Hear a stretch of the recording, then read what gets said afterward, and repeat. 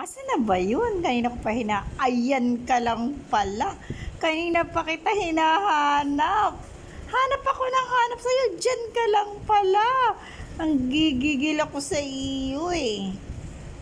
Ang sarap mong kainin. Hello. Ayan. Tinadtad ka na ni Brad. So yummy and crispy. Ang sarap po ng lechon. Ang laki.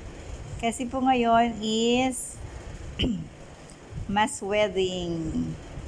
Oh, nakikipag-chick to chick pa ako sa'yo. Dahil gustong-gusto talaga kitang kainin. Hello po. Napaka-cute po ng lechon.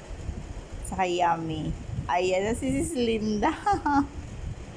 Gusto makipag-nose to nose ni Sis. Kasi nga po, sarap po talaga. Hindi si Brad. Ayan po si Sis. Sabi naman ni Sis, tinatanong niya kung magkamukha na daw sila. Sabi ko naman konti, medyo.